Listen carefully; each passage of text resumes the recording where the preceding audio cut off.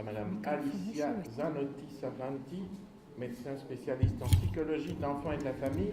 Elle a fait diverses recherches sur l'image de Dieu et le psychisme, a enseigné la psychologie clinique et sociale à l'Université de Buenos Aires et à l'Université catholique d'Argentine, s'investit beaucoup sur le terrain auprès des familles. Elle est de formation psychanalytique et s'attache à arpenter la frontière avec l'approche systémique du psychisme. En español. Bueno, el título es La palabra atrapada en la trama institucional, y esta reflexión está inspirada en la cita de Marcos 7:35: se soltó la atadura de su lengua y hablaba correctamente. Y se va a referir a cómo la palabra, el acceso de la carne a la palabra puede quedar dificultada por las vicisitudes institucionales. Se ha dicho ya y se ha repetido, y todos hemos escuchado muchas veces en estos días, que el verbo se hace carne si la carne hace un camino que le permite hacerse palabra. Terence Deacon, un biólogo investigador americano, dice: el milagro evolutivo es el cerebro humano, y lo que hace esto extraordinario no es justamente que cual una computadora la carne y la sangre sean capaces de producir un fenómeno tan excepcional como la mente humana, sino que los cambios en este órgano responsables por este milagro sean una consecuencia directa del uso de las palabras. Y dice: lo que quiero decir es que las mayores innovaciones estructurales y funcionales que hacen al cerebro humano capaz de actos mentales sin precedentes han evolucionado en respuesta a algo tan abstracto y virtual como es el poder de las palabras. En este proceso de hacerse hombre por la palabra, el cuerpo supera los límites de la esclavitud fisiológica y, en el contexto de una comunicación primordial, se hace cuerpo erógeno, es decir, capaz de recibir y de transmitir comunicación plenamente humana, posibilitando subjetivación y superando la disociación cartesiana. Este proceso circular entre la carne que se hace palabra y la palabra que modifica lo corporal es el motor que dinamiza en forma continua la vida psíquica de las personas, pero también de los grupos e instituciones, dando lugar a sucesivos nacimientos psicológicos y espirituales a partir del carácter performativo del lenguaje.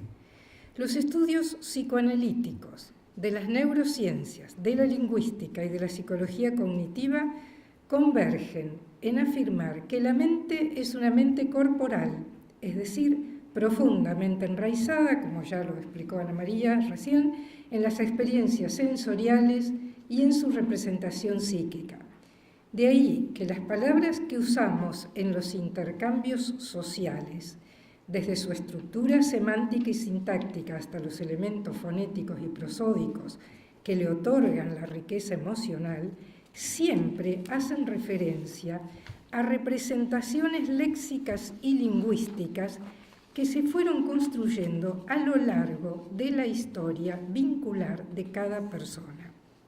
El sistema límbico, intensamente activado por los intercambios codificados que tienen lugar desde las primeras etapas de la vida, posibilita, como vimos, que la información emocional se integre en el lenguaje desde los primeros balbuceos del bebé. El afecto como expresión psíquica del cuerpo y del vínculo con el otro, o sea, el cuerpo en cuanto afectado por el cuerpo del otro desde el origen de la vida, se constituye antes del acceso a la palabra, pero su sentido solo puede ser comprendido cuando otro le ofrece el vocablo que permite expresarlo como sentido o emoción. Es decir, la necesidad permanece en el oscuro mundo de las sensaciones confusas hasta que alguien la refleja especularmente, permitiéndole entonces transformarse en comunicación. La práctica de la clínica psicoterapéutica individual y social muestra que en el curso de la vida el acceso a la palabra transita por vicisitudes varias que implican posibilidades, pero también amenazas. Así como la mamá que interpreta a su bebé pronunciando los fonemas que le enseñarán a nombrar su pedido y le dirá no, mamá, papá, papá, puede equivocarse y tergiversar su sentido, darle papa cuando el niño quiere noni, dejando a la criatura imposibilitada de encontrar el camino hacia su deseo. En cada nueva etapa de la organización de la vida social se accede a nuevos universos vocabulares y entonces se reedita de nuevo otras posibilidades y amenazas para reconocer esta demanda interior de quien lo formula.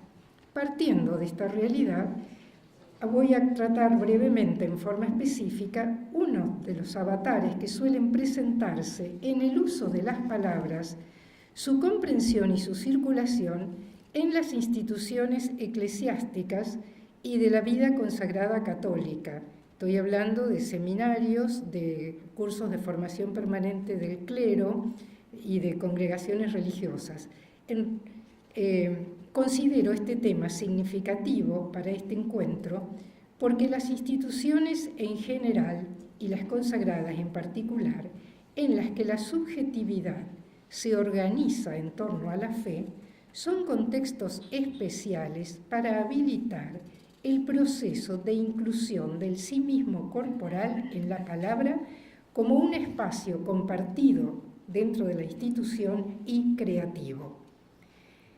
En toda institución se entrecruzan órdenes de realidad y lógicas diferentes, pero en cada una de ellas deben darse las condiciones necesarias para que se forme una realidad psíquica que permita satisfacer deseos inconscientes, identificaciones e ideales de los miembros que la componen. Las instituciones religiosas, para realizar su tarea primaria, que puede ser apostólica o contemplativa, se organizan prioritariamente desde unos principios instituyentes fundamentados generalmente en el carisma fundador, en el caso de la vida consagrada, o en el objetivo de la vida clerical, y se expresan en un modo de institucionalizar los vínculos que implican la reglamentación de los deseos, las prohibiciones y los intercambios. Así, las reglas normatizan los intercambios no solo en función del cumplimiento de la tarea primaria, apostólica o contemplativa, sino fundamentalmente para el logro de la disciplina personal necesaria para vivir evangélicamente los consejos de castidad, obediencia y pobreza. El hecho de que muchas reglas se instituyeron en momentos culturales diferentes hace que hoy sea indispensable repensar el tipo de intercambio que condicionan estos supuestos que las fundamentaron. Conservar la letra de lo instituido sin considerar los contextos que vivimos puede conducir a consecuencias inesperadas. Llevar a la práctica los ideales formativos exige tomar decisiones, a veces en forma deliberada y otras veces a partir de lo que va ocurriendo. También el lenguaje en que estas reglamentaciones se expresan ha sufrido modificaciones. Vemos que muchos documentos oficiales utilizan para referirse a la afectividad y a la sexualidad y, por tanto, para la formación de los consagrados para el voto de castidad y para una vida celibataria, utilizan un vocabulario formal, conceptual, muchas veces abstracto, sin afectividad, que dista mucho de la forma cruda, directa, incluso a veces agresiva, que hoy se utiliza para nombrar el cuerpo, la sexualidad y sus derivados. En consecuencia, en los diálogos formativos que tienen lugar dentro de estas instituciones, es frecuente que no se encuentre el camino para lo que se desea expresar, porque se abunda en alusiones, eufemismos, rodeos que impiden nombrar lo sentido. Sin embargo, el grupo, estoy hablando de los que comparten una institución y de los que se forman juntos, el grupo es un activador de experiencias sensoriales intensas y las experiencias corporales aparecen continuamente en forma real, simbólica o imaginaria. Las relaciones de proximidad y distancia se generan desbordando las reglamentaciones vigentes y exigen ser comprendidas sin distorsión y elaboradas en el espacio formativo. El material clínico proporcionado por entrevistas, terapias y talleres con sacerdotes y religiosas revela un malestar generalizado que surge del sentimiento de no ser escuchados cuando desean compartir sus dificultades para integrar la sexualidad en la vida celibataria. Las expresiones utilizadas pueden ser, doy solo un ejemplo, no vale la pena hablar porque nadie te da respuestas. Sigo. Cuando lo que se expresa no es recibido por el otro, entra en el reino de lo que no se puede decir o no vale la pena decir. Entonces se silencia o se desplaza hacia formulaciones encubiertas en las que se quiere decir algo que no se dice. Entonces muchas veces una persona preocupada por problemas de tipo afectivo sexual, como no puede expresarlo dentro del espacio de la institución, dice cosas desplazadas. Por ejemplo, necesito tiempo para mí, me quiero tomar un tiempo, necesito escuchar música, etcétera, etcétera, etcétera. Cuando estas expresiones no son reconocidas en su referencia a la pulsión aludida, es decir, al reclamo que está lo que está pasando, porque se suprimieron las palabras que nombran la pulsión afectivo-sexual, suelen ser interpretadas erróneamente como deficiencia y estigmatizarse. Entonces dicen fulano es un infantil, es un inmaduro, o está depresivo, etc. También quienes están a cargo de la formación suelen expresar su inseguridad acerca de cómo llevar a terreno el tema de la castidad y cómo educar para el celibato. Y suelen culpar a los formandos por no poder lograrlo. El tema de la escucha en la institución se refiere fundamentalmente a los oídos cerrados de los referentes identificatorios institucionales, aunque a menudo se extiende y se convierte en una modalidad sistémica. Se oye bien, pero se escucha selectivamente. Lo que se dice no evoca en el otro un conjunto de representaciones similares y por eso se dificulta la comprensión del significado de lo dicho, que siempre exige un espacio compartido de representaciones y visiones del mundo progresivamente coincidentes, especialmente cuando se trata de representaciones cuerpo-dependientes. Cuando el receptor no capta la demanda que se le formula o lo hace erróneamente, se centra en la exploración obsesiva de la medida en que lo dicho marque una posible desviación en el cumplimiento de unas normas, unas constituciones, unas rúbricas que se deberían observar. Lo instituido que intenta mantener el espacio se come el sentido del mensaje y lo transforma en transgresión, registrándolo en el ámbito de otro de los consejos evangélicos, el de la obediencia, cuando la persona está hablando de su dificultad con la castidad o con la vida celibataria. Eliminar del lenguaje formativo los significantes referentes a la sexualidad impide el acceso verbal a toda la matriz corporal que fundamenta los sentimientos y las emociones. Como ya fue expresado, esto impide encontrar nombres que dan acceso al sentido de lo que se experimenta y se vuelve al dualismo tradicional según el cual la experiencia espiritual puede modificar la vivencia afectiva y vincular sin evocar la corporalidad, experiencia absolutamente contradictoria con los testimonios de los santos y místicos que cantaron al amor divino tomando analogías y sentires de su corporalidad más íntima. Como el cuerpo no puede callar, se expresará desde vías alternativas. Un cuerpo creado para la comunión, cuando no puede expresarse desde la finalidad a la que tiende, da lugar a las perversiones que delatan la desviación del sentido que lo constituye.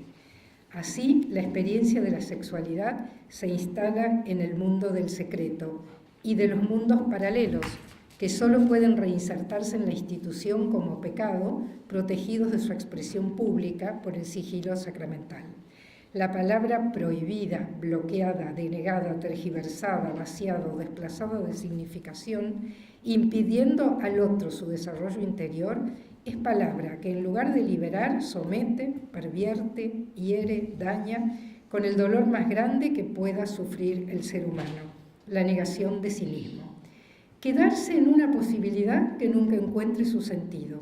A veces se somatiza y se hace enfermedad, entrando en el opaco mundo de la medicalización de la emoción. Esas son las ocasiones en que el espacio terapéutico frecuentemente aparece como un lugar de liberación al permitir un clima de confianza y libertad para nombrar lo desconocido.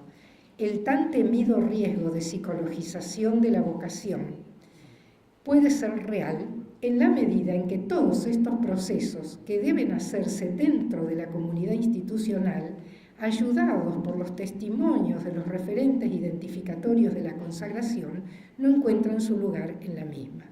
Podríamos afirmar algo temerariamente que más allá de los conflictos personales de cada uno, la necesidad terapéutica está en relación directa con la restricción del acceso a la palabra afectivo corporal que marca la institución.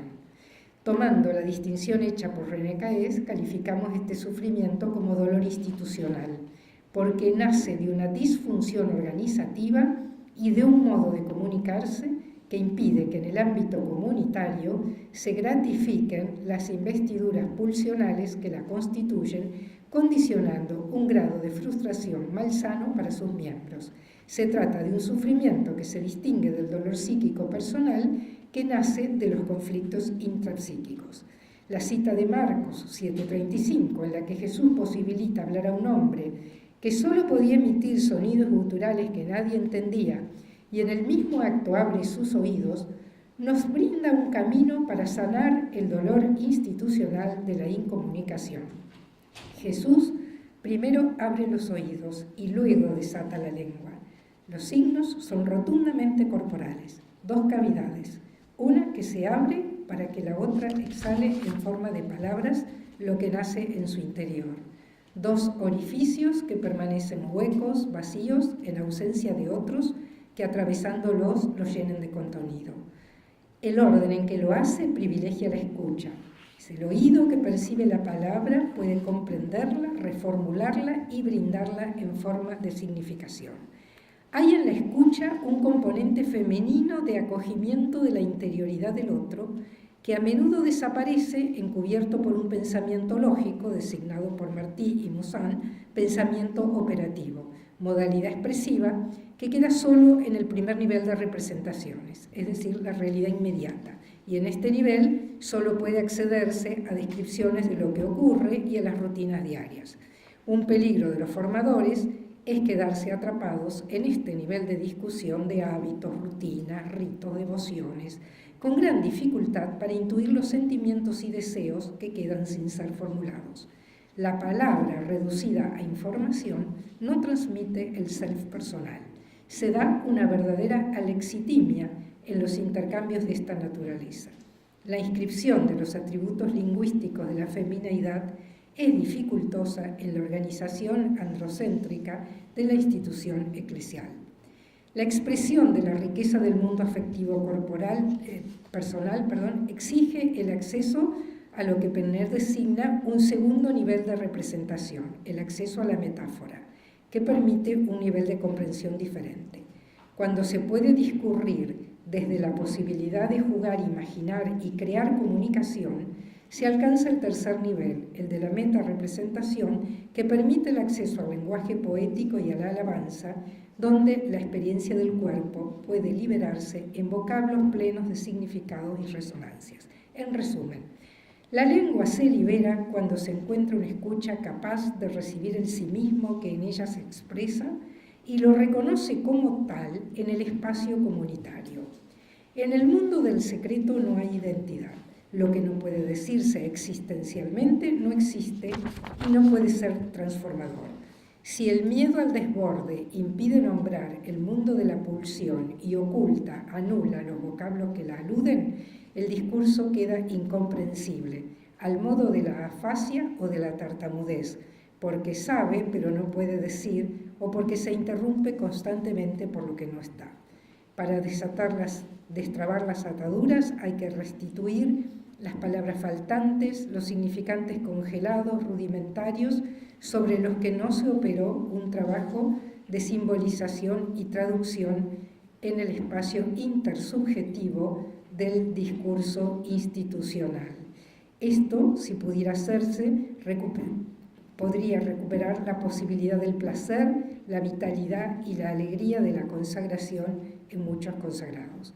Este proceso liberador permitiría el debate franco y respetuoso de temas que permanecen en el reino de lo supuesto implícito y permitiría que lo instituido integrara una palabra instituyente.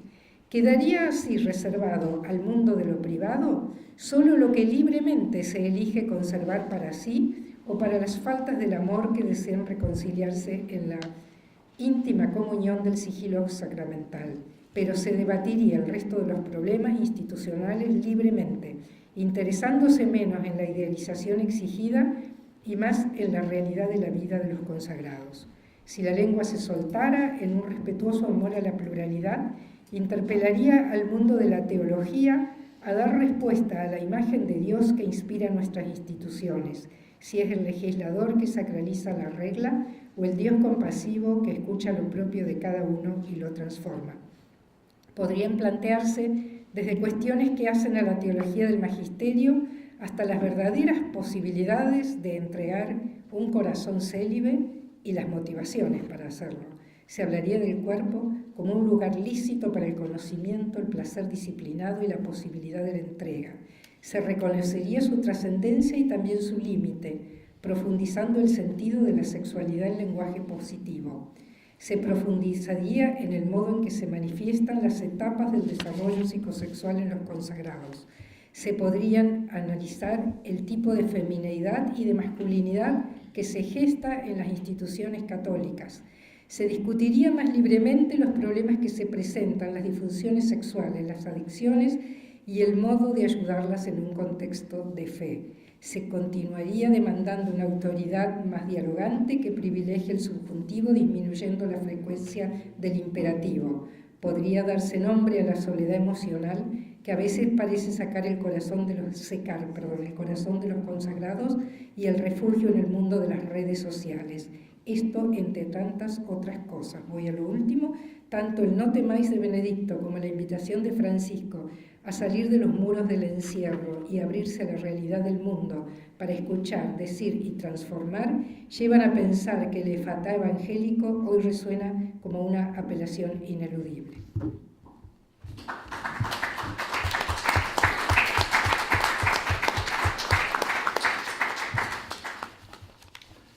Merci beaucoup. Alors, des questions.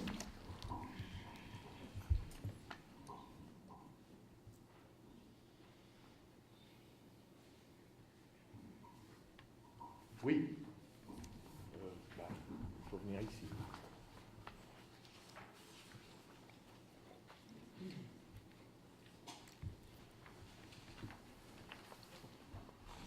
Me ha parecido muy interesante tu ponencia, te agradezco mucho. Una pregunta es, concretamente, ¿cómo ves este diálogo institucional? Porque hablaste de la apertura de unos oídos, pero más bien me parece a nivel institucional, acordes con el Evangelio, pero concretamente, ¿en qué cambiaría? Alors, je dis que ça me semble très intéressante, cette ouverture institutionnelle, mais du point de vue concret, cela veut dire quoi pour l'institution d'écouter à partir de la charité évangélique, d'écouter l'autre, les séminaristes, les clergés, etc.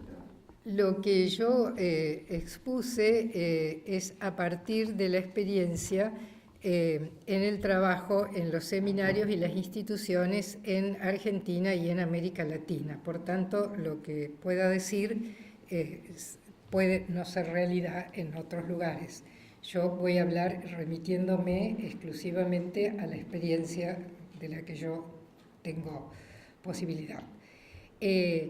lo que se ve habitualmente en los talleres con seminaristas o con sacerdotes o incluso en la formación permanente es que se hacen muchas reuniones para hablar de cosas que tienen que ver con organización, con pastorales, con actividades, pero que cuando se hacen reuniones para hablar de lo que le pasa a cada uno, eso a nivel comunitario se vuelve difícil por dos razones.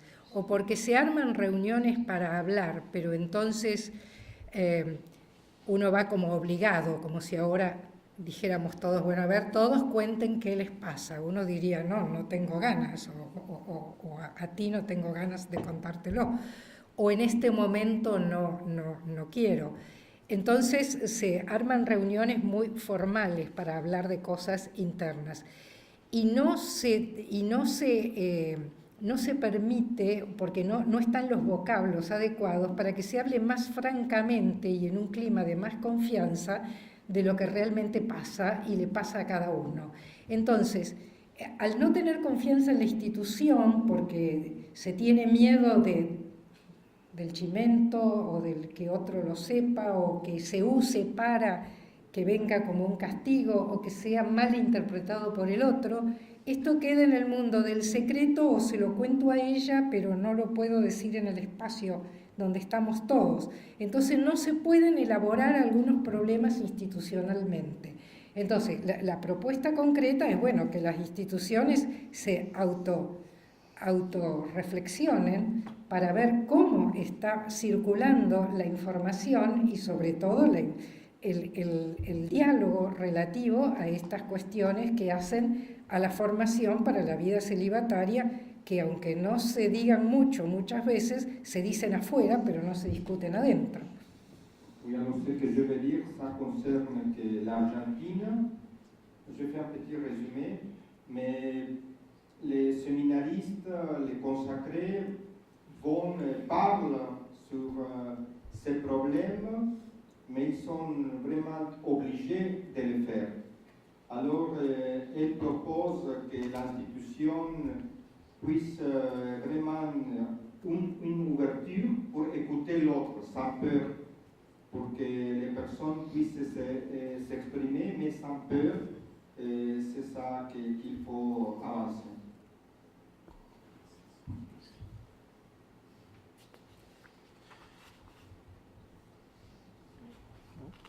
Oui. Yo te quería preguntar, ¿se escucha? ¿Se escucha bien, no?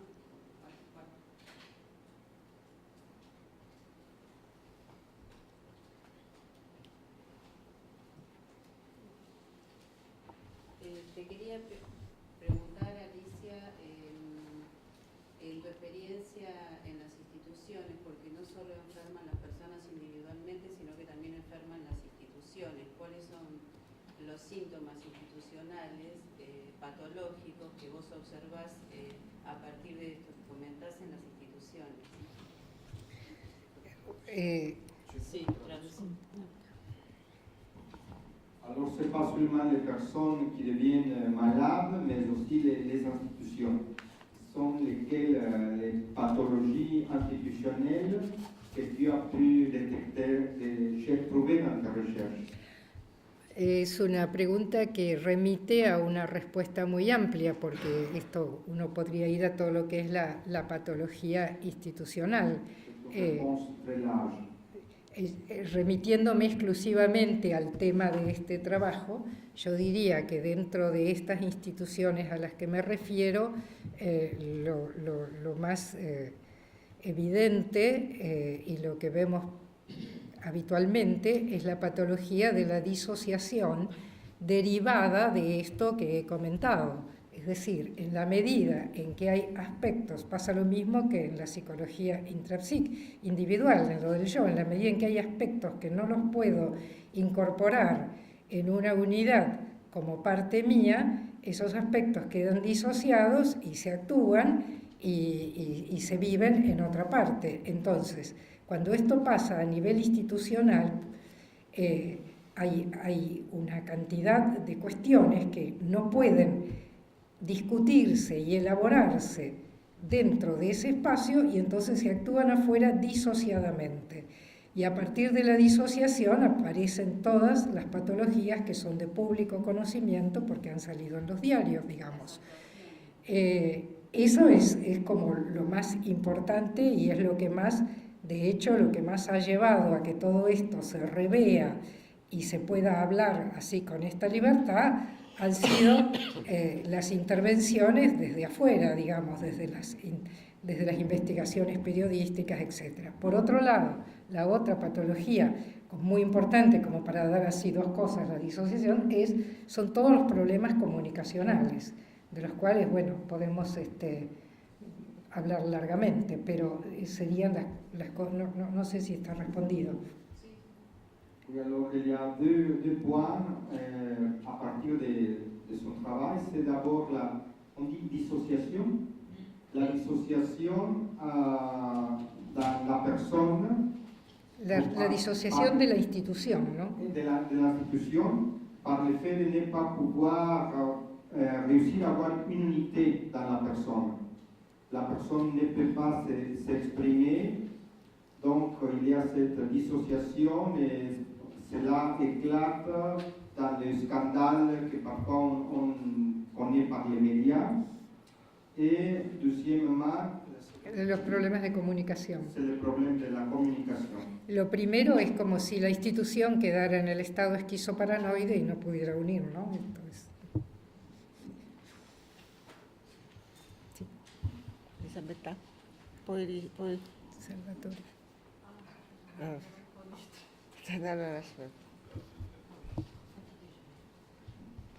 Allora, grazie a Lucia Zanotti.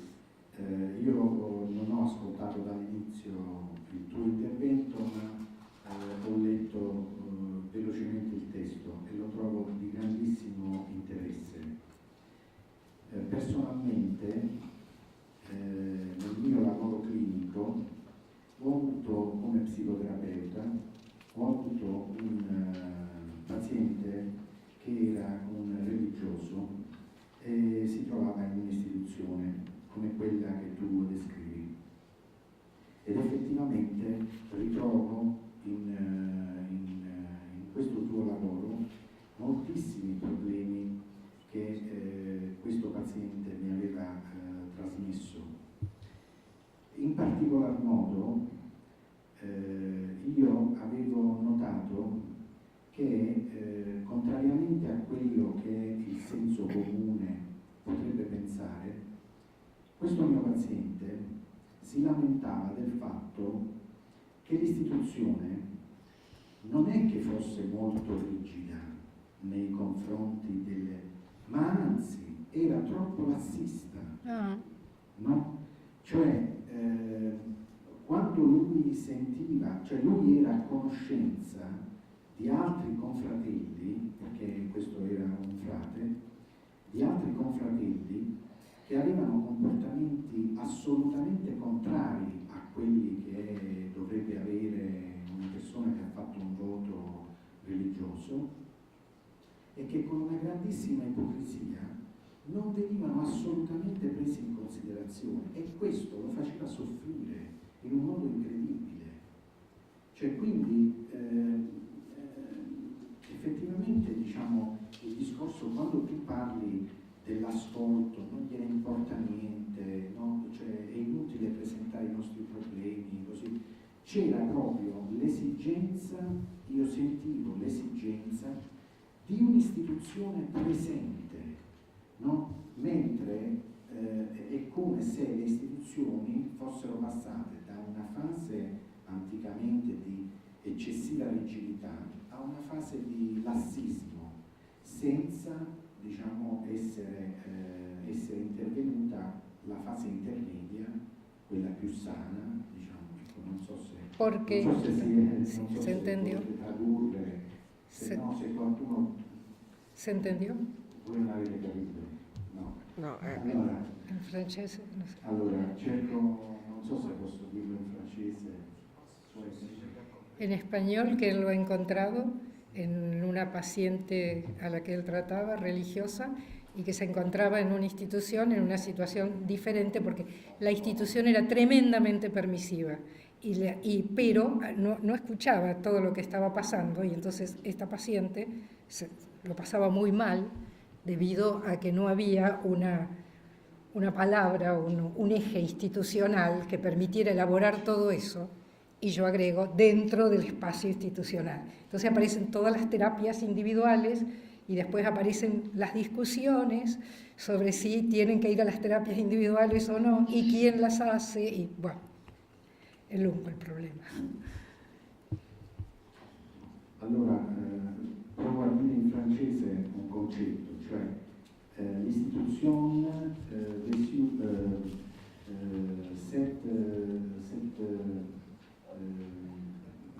un frère qui j'ai lu dans mon labor clinique,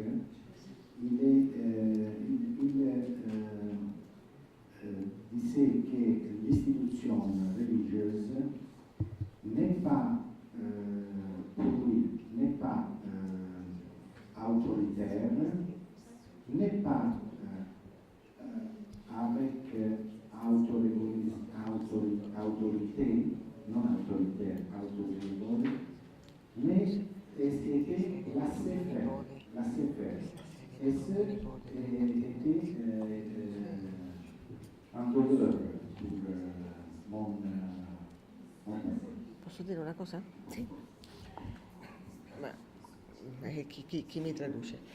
Pensavo che tra un eccessivo autoritarismo, tra un eccessivo autoritarismo di altri tempi, questo lassismo potremmo chiamarlo in senso patologico una sorta di disconferma, che è proprio il massimo, diciamo, no, dell'induzione della patologia di scissione, insomma, schizofrenia. Sí, sí, ¿no? sí.